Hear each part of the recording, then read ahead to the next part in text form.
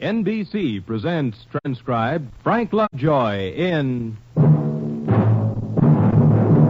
Nightbeat.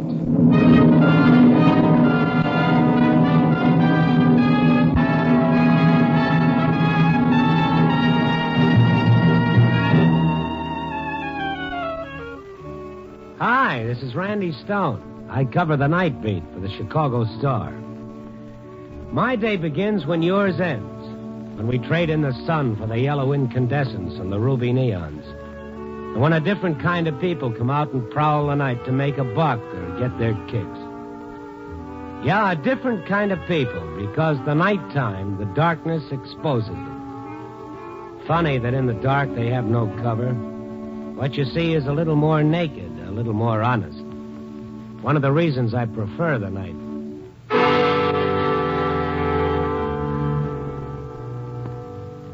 So my day began as usual about 8:30 p.m. I walked up the steps of the Star and into the city room. There were 2 telephone messages on my desk from a Corporal Bennett, and they said, please call Hines Hospital. That's the Army hospital. One stamped at 11:35 a.m. and the other at 7:40 this evening. Please call. Hello? Hello, my name is Stone. Oh, yeah, I've been trying to reach you. What can I do for you, Corporal? Well, it's not for me, Mr. Stone. It's for a buddy of mine. He just got out of the hospital today. Well, that sounds good. No, he's in trouble. Inside his head. He's out now on a 30-day furlough before they discharge him and, Well, what can I do for him, Corporal? Well, talk to him. You see, he's been reading your column, so have I.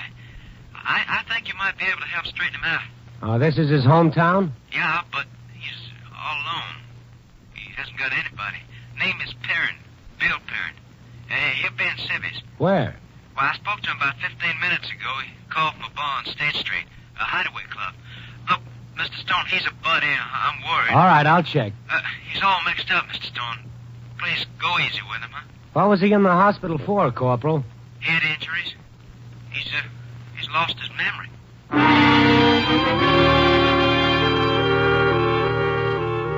I walked the state and down past Dearborn until I found the hideaway club. It was half dark inside, lit with glowing colors from the jukebox. Down at the end of the bar, a young fellow leaned on his elbows, a glass of beer in front of him. About 29 or 30, well-built, lean, with a pallid face, indoors too much. His clothes looked brand new. I walked down and sat on the high stool next to him, but he didn't turn to look at me. Bill Perrin? What? Stone is my name, Bill. I'm a newspaper man. How do you know me? A buddy of yours gave me a call, Corporal Bennett from Hines Hospital. Oh. Well, you can forget about Bennett and me. Yeah, he's kind of worried. Yeah. Well, thanks. Everybody's worried with me. It's everybody's business. Why don't you all leave me alone? Who's been bothering You are right now. Okay. Just thought I might try to help. Hey, what did you say your name was? Stone, Randy Stone. Oh, yeah, you got a column in the Star. That's why Corporal Bennett called me. He said you read my stuff. I guess he thought we'd get along. Well, I don't think so. You sound bitter. The column's not that bad. Bitter? Why should I be bitter? What have I got to be bitter about? Well, might have been kind of rough in Korea. Well, for a lot of other fellas, too. No, you got me pegged all wrong. Thanks, anyway. Well, maybe because you lost your memory. He told you? Uh-huh. Okay, so what? Well, Chicago's a big place. Maybe you feel a little lost, and maybe I can help a little. If I need any help, I'll call the Salvation Army. That's a good idea. Do that. Oh, hey, wait a minute, will you? I'm sorry. There is a way you can help me. Help me find my wife. You have a wife? I think so. My records show a wife. She'd never know it. You know this city. Maybe... Well, maybe... Yeah, maybe. Look, I wrote a couple of letters after I started to get back on my feet. The address on my service record. There was no answer. Well, that could be any number of reasons. Well, I never got the letters back. The allotment checks either. Well, I went to the address early this afternoon after I got out of Hines. It's a rooming house, new owner. Didn't know me or any Mrs. Perrin. He said he'd given the letters back to the mailman. Maybe they're still following me. I moved around a lot. Hospitals in Tokyo, Honolulu. Well, look, I don't know if she's alive. Well, this amnesia of yours, can't you remember anything? A lot before 6 weeks ago. Uh-huh. Her name. It's Alice. Who is she? What is she like? Does she love me? Where is she? Well, how about the Army? I didn't want them to. I didn't want them nosing around. Why not? Well, I guess I'm a little afraid. Oh, forget it, will you? Just forget it. Did you try the telephone book? Yeah, Hey, you want to see what she looks like? A picture? Yeah, it was with my things. No letters with my things, just vital statistics and this picture. Oh, pretty. Pretty? She's not pretty. I don't like pretty. Isn't a good word. There's something else there. Maybe lovely. Oh, not maybe. She is lovely. How long you been married, Bill? I wish I knew. Uh-huh. Now, what's the difference? What'll it come to anyway? How do I start my life all over again? Well, the first thing to do is find your Alice. Come on. No. I don't want to go with you. What, are you afraid? Yeah. Mm-hmm. I think maybe you need your wife, Bill. I'll see what I can do.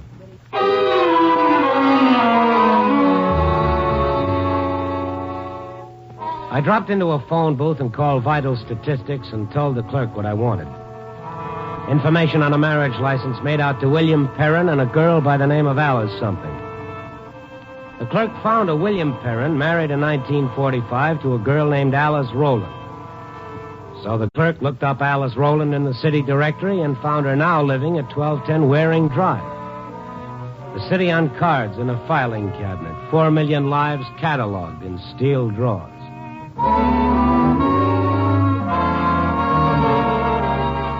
1210 Waring Drive, apartment D. I pushed the button and waited. Yes? A big guy, 6'3" at least, and 220 pounds on the hoof. He was holding a highball glass in his hand. What is it, Buster? I'm looking for Alice Rowland. Come in. Alice, for you. Just a minute, Danny. What's it about? Bill. Hmm? Alice's husband, Bill Perrin. You better beat it, Buster. What? Alice doesn't want to hear about him. Well, she'll tell me if she wants to. I'm telling you, come on out. After I talk to Alice. Now, look, you got a highball in your hand, Danny. I've got 2 free hands. I don't need but one hand. Okay, on your way.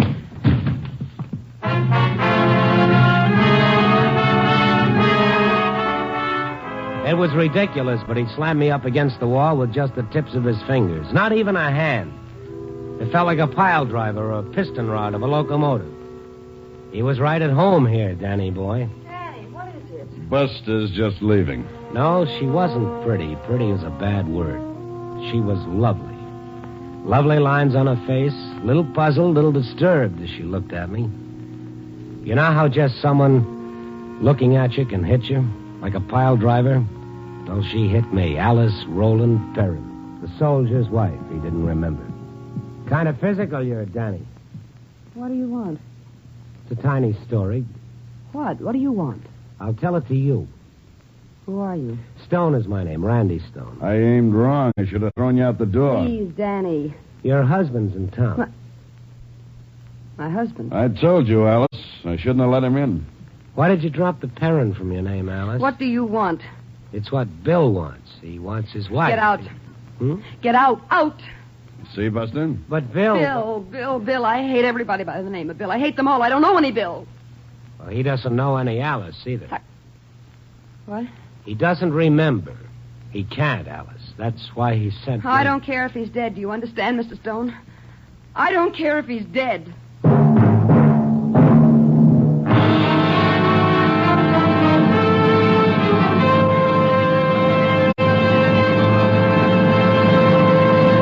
NBC is bringing you Nightbeat, starring Frank Lovejoy as Randy Stone.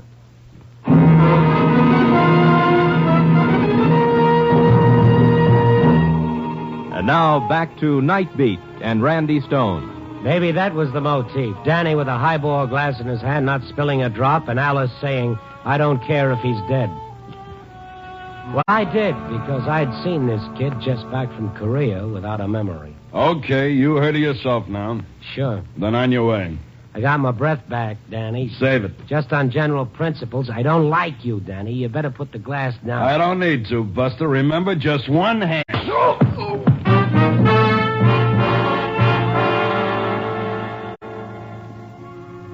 felt good hitting him right in the middle, hitting him for Bill, and hitting him because I was angry at him, at Alice, at the whole thing. A big guy, a big target. He doubled over, and I brought one up from the floor. And I took care of the drink, too. Probably stained the nice figured rug. Don't. Don't what, Alice? Well, help me with him. The couch. He's not out. Okay, get up. Did you do that? You're soft. Just a second. I need some of that breath back in my lungs. Oh, Danny, go on home. Leave me alone. I'm not just going to walk out and let you get involved in all that again. Oh, what? You heard the lady, Danny boy. This is her apartment, isn't it? Even though you seem to know your way around. Please, stop it. Alice. Danny, I want to talk to Mr. Stone. Okay. But don't come running back to me with your troubles again. What kind of a joker is that? You sure picked the right guy. Don't try to make a comedy out of it. He's my brother. Oh. I asked him to go because I don't want any more fighting. Now you can go, too, Mr. Stone. Not interested in Bill? No. Don't even want to see him? No. He's been shot up? Well, I hope he's all right. I didn't mean what I said about him being dead, but it doesn't matter to me. Don't you understand? I wouldn't like to see anybody dead. That's why I wouldn't like to see Bill dead. How long have you been married to? Too long. Well, that must have been a dandy marriage, make you feel like this after just 6 years. All right, you know how long. I'm surprised Bill remembered. Bill didn't. I got it from your marriage license. Bill doesn't remember anything before 6 weeks ago. Oh. He doesn't remember you, Alice, but he wants to remember. Maybe because he needs Look, you. Mr. Stone, I don't want to talk about it. It's all done. It's finished. Well, not for Bill, it isn't. You know, to tell you the truth, he struck me as a nice guy. Yeah, he is. Kind of a guy who'd make a nice home. Mr. Stone, you don't know anything about him. We've been married 6 years, and it's been a miserable 6 years. Dying all the time. Dying? Why? What does a woman want? She falls in love and she marries a man who's in love with her. She wants a home, a little responsibility, friends. She wants to be able to help her husband, to build something. She doesn't want a husband who's a good-time Charlie, a nice guy, but a gambler and a drinker. I see. She doesn't want a husband who lives from payday to payday and leaves his wife alone 7 nights out of the week. She doesn't want her marriage to fall into a rut like that where she's taken for granted and her husband's softest endearment is to call her gorgeous. Hiya, gorgeous. Goodbye, gorgeous. I got a hot poker game on tonight. Don't stay up for me, gorgeous. I see. What do you think, Mr. Stone? If the chance came, don't you think she'd like to get rid of a husband like that? Maybe. Tried to save $1 a week. Put it away in the bank. I couldn't. Tried to get him away from that hole-in-the-wall rooming house we lived in. Tried to get him to buy a house, settle down. Tried to get him to stop gambling. Tried to tear him away from his cronies. Oh, yes, I tried. I never thought I could misjudge a man so badly. Oh, he's got a way about him. Well, I didn't see the way about him. I saw a guy who's been through some tough times, and he's a little bewildered and a little scared. That's a different picture than I have of him. And it's just possible I know him a little better. Oh, sure, I can't argue that. But, before you chuck him away, why don't you do him a favor? What kind of a favor? Mr. Stone, I don't want to get involved with him again. Help him get his memory back. Oh, that's the easiest thing I can do. Oh? He'll remember soon enough. Just take him to the places he used to go, the poker games, the gambling places, the bars. Will you go along? Will I? Sure. Sure, it won't take long. I'd be kind of interested myself. Where's the first stop? The Century Club, Mr. Stone. One look at the dice games, and it'll all come back to him.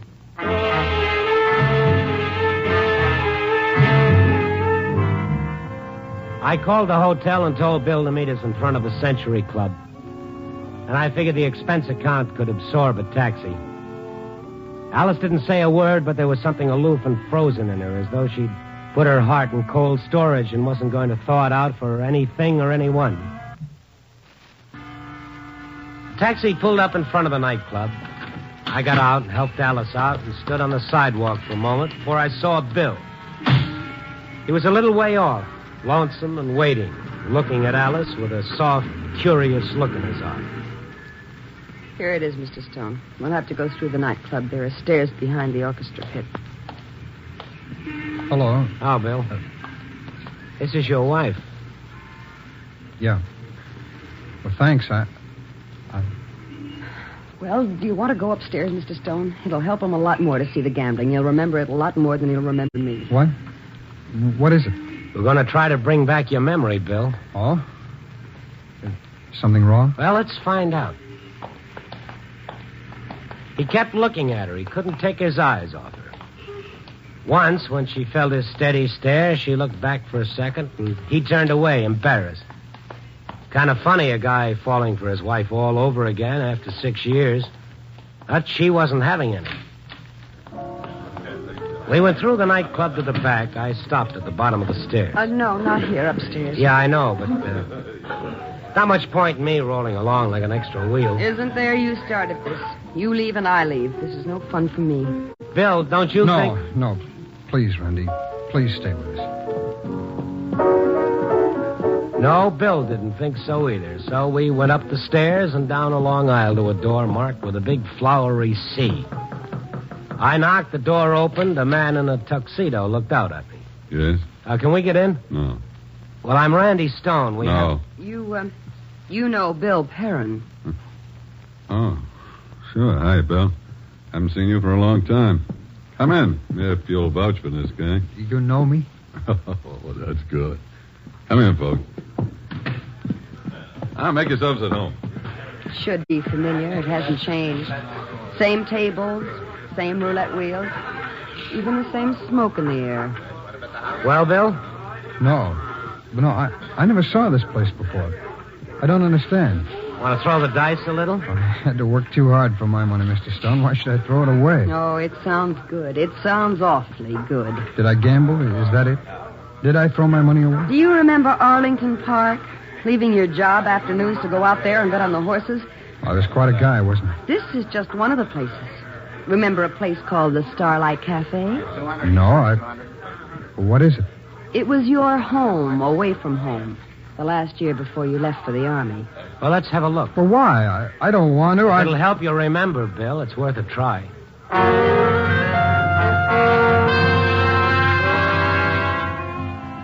I was going to flag another taxi, but Bill said he'd hired a car, so we walked around the corner where he'd parked it, and Alice gave him directions. Like a guy taking his medicine, Bill didn't say anything now. He didn't even look at Alice, sitting up in the front seat right next to him. If Bill had been lonely and fumbling before, he was lost and without hope now. Now he knew he wasn't wanted. Now he was not only lonely, he was rejected. A lover without love. We got out in front of a tired little place with a 3-foot blue neon sign over the doorway, Starlight Cafe. A roadhouse, one of 1,000 that grew like fungi along the highway. Bill stopped just inside the doorway, looked around, looked at everything, trying to find something to remember and not happy about it. A dirty place, dark, with booze and a girl drinking by herself at one end of the bar. A few couples down the other end. Bartender leaning a meaty arm over the bar, mopping the counter. His face lighting up as he caught sight of Bill. Well, Bill Perrin, it's been a dog day. The usual, Harry. Sure. I heard you lost out the draft board, Bill. Sure. Some of the best people win that kind of a raffle. He wasn't drafted. No? He re-enlisted.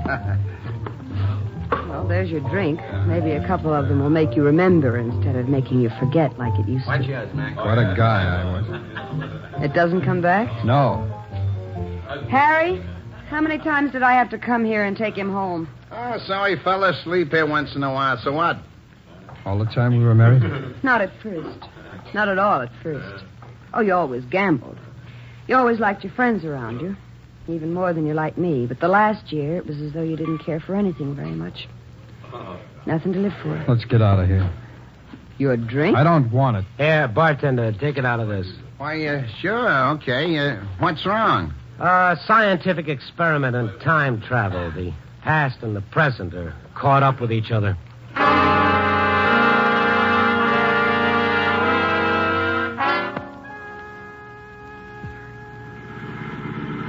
Oh, where are we going now?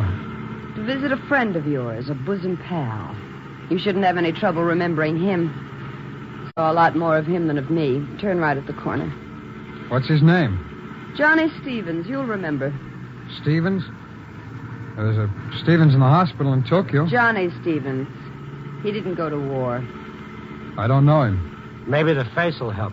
You grew up with him. You two played cards together since you were 11 years old. Cards? Poker, all kinds. Stud, draw. Right there, that's his house. All right. And there's where we used to live. That house, the dirty one we couldn't move away from. Stevens lives 3 houses down. Why move away from your pals?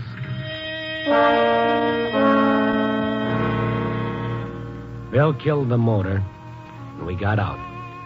There was a small light on in one of the rooms. Alice rang the bell. Well, Hello, Johnny. Oh, hi, Alice. Hey, Billy boy, when you get back? Boy, if you only knew how I missed you. You missed me? The old gang ain't what it used to be. I ain't had a real hot game of poker since you left. That's a long time, Billy. Say, look, how about tonight, huh? Phil called a little while ago. We couldn't scare up enough hands. Maybe a friend. Oh, here. this is Mr. Stone, Randy Stone. Oh, hi, Red. Hi. Look, if you're a friend of Bill's, you sure play a cagey hand of stud. Bill just got out of the hospital, Johnny. Hospital? He lost his memory. We hoped seeing you might be able to help him. Wait a minute. You mean he don't remember anything? Hey, Bill, you don't remember me? No. Well, you don't remember the gang? No? I'm sorry. Yeah, I bet you remember a pair of deuces is better than a busted flush, though, huh? Come on, what about it? Let's get a game together. I'll call the guys. No, thanks. Oh, sure. Settle yourself down around a table with a stack of chips in front of you, and Teddy and Milty and... No, thanks. What's the matter? The old lady nagging again? Don't she ever learn it don't do no good? Nagging? No more nagging, Bill. Go on, play with him. You want a friendly game of poker, don't you, with your pals? Maybe I needed something more than nagging, like some shell splinters in my head to make me understand. Goodbye, Stevens. Stevens? Let's get out of here. Come on, let's get out of here. He doesn't remember you, Johnny. I don't think he wants to remember you either.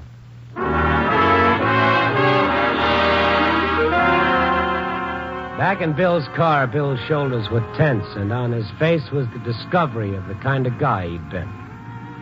Yeah, the night was running true to form. You can kid yourself there's hope for a lost cause when the sun is shining, but you gotta face the facts for what they are at night. And now there was just loneliness for Bill and bitterness for Alice. Take me home, please. Can't understand it. I don't want to gamble. I don't want to drink. I don't know how I could have been like that. It's not hard to figure, Bill. Lots of marriages fall into ruts. People take each other for granted and get into selfish ways. You do a lot of thinking in the Army. You're alone most of the time, alone with your thoughts. And you look at a picture of a woman and you think, she's married to me, and what kind of a life did I give her? Take me home. Take me home. Sure, I will. I'm sorry, Alice. You weren't drafted, Bill. You re-enlisted, so Alice says. Why? Well, To get away from me, to chuck it all.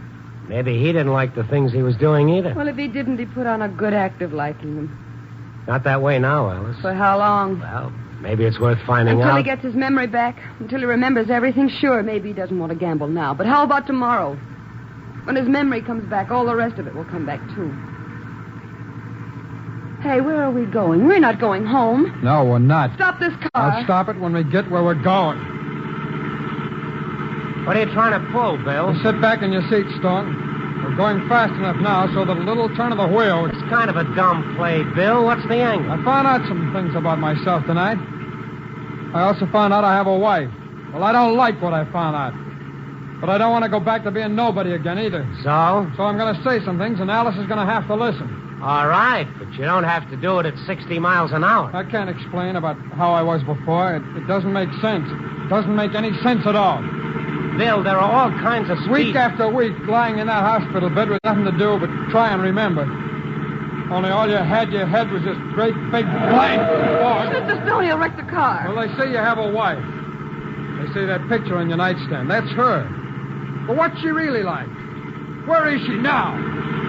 Maybe she's thinking about you, worrying about you. Maybe she's praying for you. Please, Bill. This wife you can't even remember. Just knowing that somewhere she exists. I don't know. I can't explain it, but it makes a difference. It makes a difference having somebody in this crazy, lonely world who cares whether you live or die. Stop it. Stop it. What? Oh, all right. I'm sorry.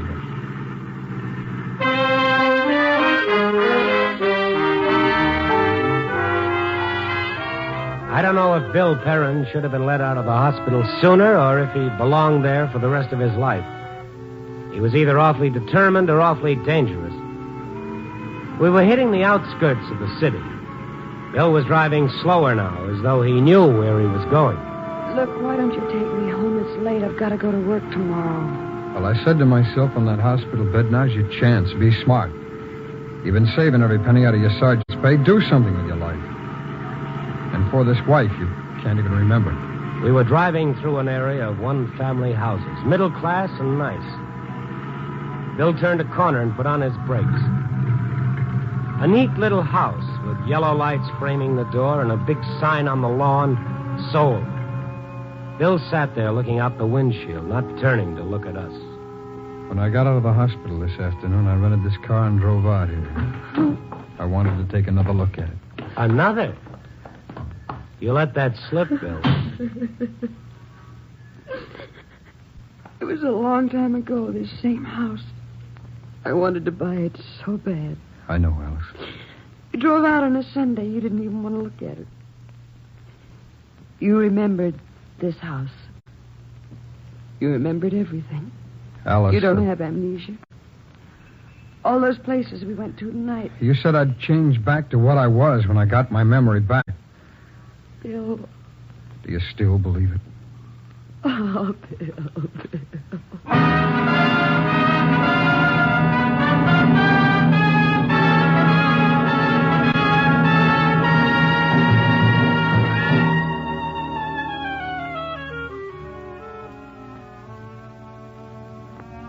He never had amnesia.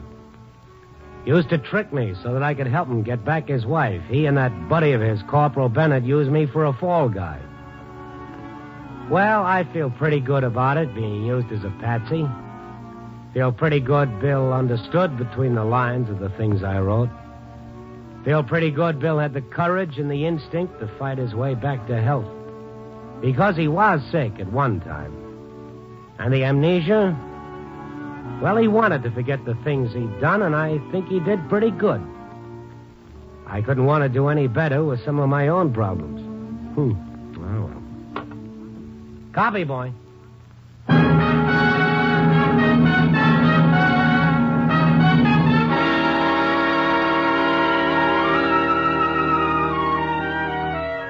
Nightbeat, starring Frank Lovejoy, is produced and directed by Warren Lewis. Tonight's transcribed story was written by Merwin Gerard and Selig Lester, with music by Robert Armbruster. The part of Bill Perrin was played by Stacey Harris. Joan Banks was Alice.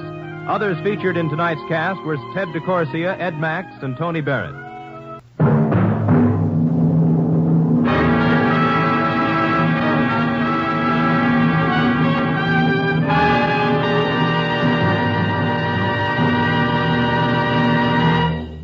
Nightbeat came to you from Hollywood. This is NBC, the national broadcasting company.